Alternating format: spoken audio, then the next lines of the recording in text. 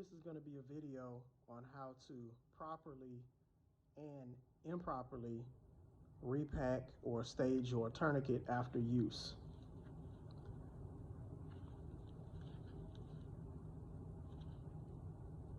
All right, so first off, let's take this thing apart and I'm going to show you the improper way.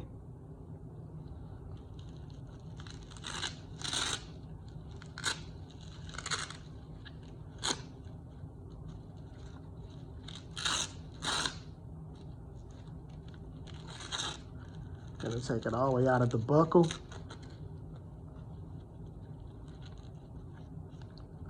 All right. So let's go ahead and put the strap into the buckle with the red tip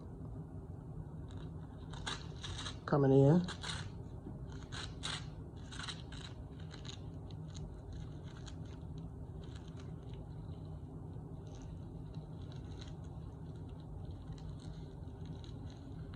Just gonna fold it back on itself. Keep folding it, keep folding it. One more fold and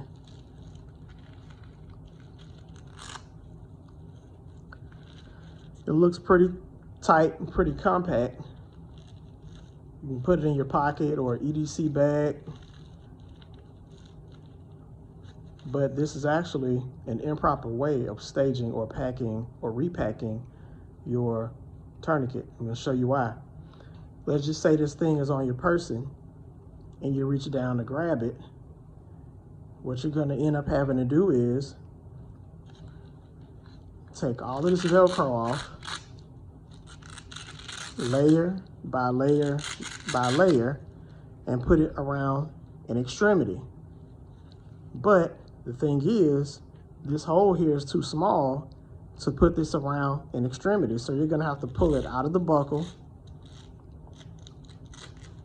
And then once you put it around that extremity and you tighten up the strap, you're gonna have to come to the windlass. But because this time strap is over, you're gonna have to take this off, fold it back, take the windlass out, tighten it up, and then continue putting the strap around the extremity. Now, in a situation where you have to use this tourniquet, every second matters.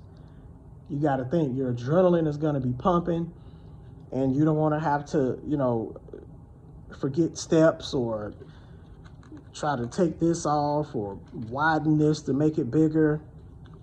So with that being said, let's take this out of the buckle, and I'm going to show you two other methods that you can use to stage this tourniquet. Here's my red tab.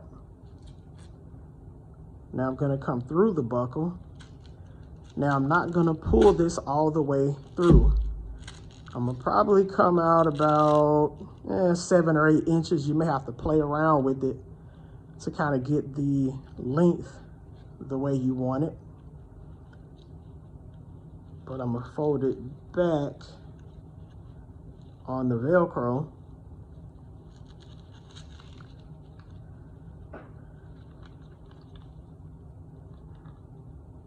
And I'm gonna take this back strap and come all the way down to the bottom part of the buckle and fold it up behind that tourniquet and make sure I put the windlass inside of here. Okay, now what I'm not going to do is take this time strap and put it across. It may look neat like that, but again, when you have to take this thing out and get ready to use it, that's just an extra movement that you have to make to take that off, and you don't want to do that. It's still small, it's still compact, still small enough to put in an EDC bag or a pocket or any type of tourniquet holster, if you will. Now, the reason why you would want to stage your tourniquet this way is because when you get ready to take it out of your pocket or wherever that you keep the tourniquet, whether you're using it with one hand or two hands, once you pull this thing out, you can even give it a shake or two. I mean, if you shake it hard enough, it'll come all the way loose, but using your other hand, now you have all of that room that you can use to put around an extremity. Okay, you come here, undo that strap. Okay, you can put it around your own arm or your leg or someone else's. Depending on how you do that, you want to make sure that this red tab is to the inside if you're using it on yourself. And if you're putting it on somebody else, you want to make sure this red tab is to the outside. And when you're tightening this thing up, you want to make sure that the windlass and everything is on top to where you can still utilize it. So I'm going to take this out. I'm going to show you the other method. I'm going to fold the back on itself, like so.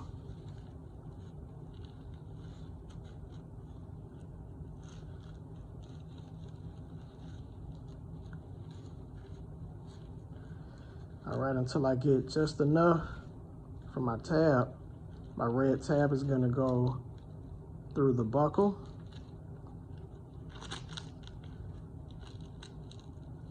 Up to the top.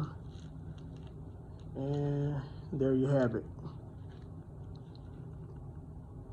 This is probably gonna be a little bit more compact than the last method I showed you. But again, still, if you have this thing in your pocket, or on a duty belt, and a tourniquet holster or something like that, EDC bag, you can still take this thing out. You can give it a shake with one hand if you just have to use one hand, and that thing will come loose. Yeah, I'm not really shaking it that hard, but you can kind of see with more force, it'll come loose. But with two hands, it'll come all the way undone. And take that tab, put it around an extremity, and you have plenty of room to work with. All right, so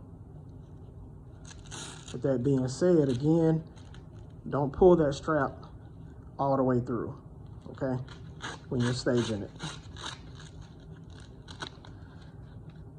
So those are just a few methods of how to properly stage your tourniquet. If you're running with a team of guys, and let's just say you can't get to this thing, or somebody needs to get a tourniquet off you to use on someone else, then they'll know what this is. Now, normally the way I carry these is, again, I'll have it on a duty belt, if you will. And everything on my duty belt is pretty much, you know, black or whatever, and this is red because it stands out. So now I can't really have my tourniquet inside of this pouch like this because of the windlass and how this is set up on the end. I would rather to have this actually up. This thing is fairly tight. I don't know, let me see if I can get it in there. Yeah, it's gonna be kind of tight. That's why I like to have them really compact so they don't move around. Let me see, I think I got it all the way to the bottom. Should be about good enough. I can just fold that tab in and pull this around the top, and it'll keep it nice and snug. I've had several people, for some reason, to mistake this thing as a taser.